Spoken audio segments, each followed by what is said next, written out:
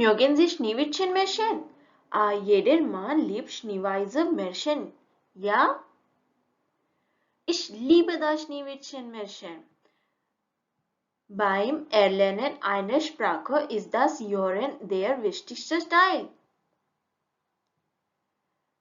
Als Referenz wird auch die englische Übersetzung bereitgestellt. Also lasst uns Schneewittchen in deutscher Sprache genießen. Hallo und herzlichen Willkommen auf meinem Kanal German und allen ein frohes und gesundes neues Jahr 2022. ॐ सहना भवतु सहनौ भुनक्तु सह वीर्यं करवावहै तेजस्विनावधीतमस्तु मा विद्वाषवहै ॐ शान्ति शान्ति शान्तिः. Das Schneewittchen, the Snow White. Einer Königin hatte ein Töchterchen, das war so weiß wie Schnee, so rot wie Blut, mit Haaren so schwarz wie Ebenholz und wurde Schneewittchen genannt. Aber bald starb die Mutter und nach einem Jahr heiratete der König eine andere Frau. Sie war schön, aber stolz und eitel. Jeden Tag sah sie in ihren Spiegel und fragte: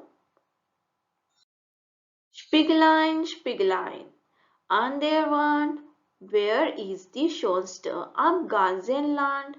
Und der wunderbare Spiegel antwortete: Frau Königin, ihr seid die Schönste im Land. Schneewittchen wurde größer und immer schöner. Als es 7 Jahre alt war, war es schöner als die Königin. Der Spiegel sagt: Frau Königin, ihr seid die schönste hier, aber Schneewittchen ist 1000-mal schönster als ihr. Da wurde sie zornig. Sie befahl ihrem Jäger, Schneewittchen in den Wald zu führen und es zu töten. Doch der Jäger hatte Mitleid mit dem schönen Kind und ließ es laufen. Immer tiefer lief Schneewittchen in den Wald hinein, den ganzen Tag. Die wilden Tiere taten ihm nichts. Als der Abend kam, sah es ein kleines Häuschen und trat ein. Alles in dem Häuschen war klein, aber hübsch und sauber. An der Wand standen 7 Bettchen. Der Tisch war gedeckt mit 7 Tellerchen und 7 kleinen Bechern. Schneewittchen aß von jedem Teller etwas und trank aus jedem Becherlein. Dann wollte es sich in ein Bettchen legen, weil es so müde war. Aber ein Bett war zu lang, das andere zu kurz. Das 7. war endlich richtig und Schneewittchen schlief ein. Als es dunkel war, kamen die Besitzer des Häuschens, 7 Zwerge, die in den Bergen nach Gold und Edelsteinen gruben. Sie merkten, dass jemand in ihrem Häuschen gewesen war. Der erste sagt: Wer hat auf meinem Stühlchen gesessen? Der zweite: Wer hat von meinem Tellerchen gegessen? Der dritte: Wer hat von meinem Brötchen genommen? Der vierte: Wer hat mit meinem Gabelchen gestochen? Der fünfte: Wer hat mit meinem Messerchen geschnitten? Der sechste: Wer hat auf meinem Becherchen getrunken? Und der siebente. Und wie liegt in meinem Bettchen? Da sahen sie Schneewittchen im Bett liegen und wunderten sich über die Schönheit des Mädchens. Am nächsten Morgen begrüßten die Zwerge Schneewittchen fröhlich. Das Mädchen blieb bei ihnen, hielt das Haus in Ordnung und kochte das Essen für sie. Die böse Königin aber fragte wieder einmal ihren Zauberspiegel. Da antwortete diese: Frau Königin, ihr seid die Schönste hier, aber Schneewittchen über den Bergen bei den 7 Zwergen ist noch 1000-mal schöner als ihr. Da wurde die Königin blass vor Zorn. Sie verkleidete sich als Kammerin und wanderte über die 7 Berge zu den Zwergen, klopfte an die Tür und rief: Schöne Ware, bunte Gürtel zu verkaufen. Schneewittchen öffnete und kaufte einen hübschen bunten Gürtel. Die böse Königin legte ihr den Gürtel aber sie zog ihn so fest zu, dass Schneewittchen wie tot hinfiel. Nun bist du die Schönste gewesen, rief sie. Bald danach kamen die Zwerge nach Haus und fanden Schneewittchen. Sie schnitten den Gürtel auf, da öffnete Schneewittchen wieder die Augen. Als sie hörten, was geschehen war, verboten sie Schneewittchen die Tür zu öffnen. Inzwischen hörte die Königin durch ihren Spiegel, dass Schneewittchen noch lebte. Da machte sie einen giftigen Kamm und brachte ihn Schneewittchen.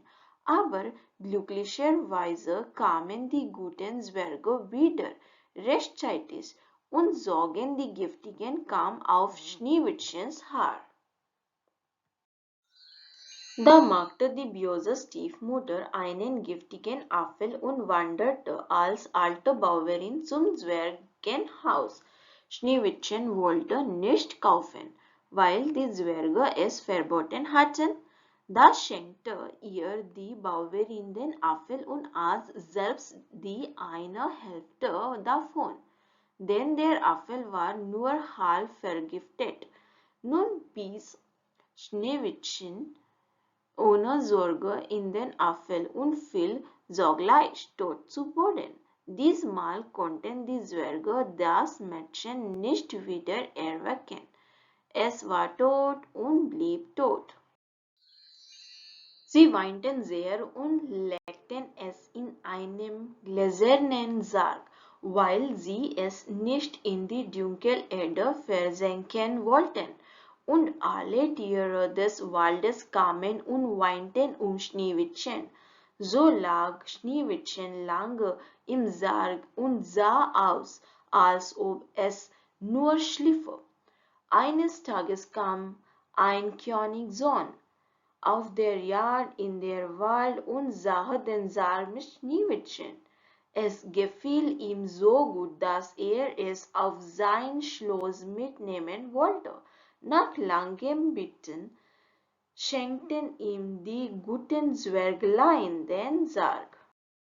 Die Diener des Prinzen hoben ihn auf, ihn wegzutragen. Da stolperte einer von ihnen, und dabei fiel das giftige Apfelstück Schneewittchen aus dem Mund. Nach kurzer Zeit öffnete es die Augen und fragte erstaunt: Wo bin ich? Da war der Königssohn voll Freude. Er nahm Schneewittchen mit auf das Schloss seines Vaters und dort feierten sie Hochzeit und auch die Zwerge waren als Gäste dabei. Ich hoffe, Ihnen hat die Geschichte von Schneewittchen gefallen. Abonnieren Sie unseren Kanal und klicken Sie auf das Glockensymbol, um mehr solcher Geschichten zu erfahren. Vergessen Sie nicht, unsere Videos mit Ihren Freunden zu teilen und zu liken. Unsere nächste Geschichte wird Cinderella sein, also bleibt daran. Herzlichen Dank, dass Sie meine Geschichte gehört haben. Bleiben Sie daran für mehr Märchen. Auf Wiedersehen.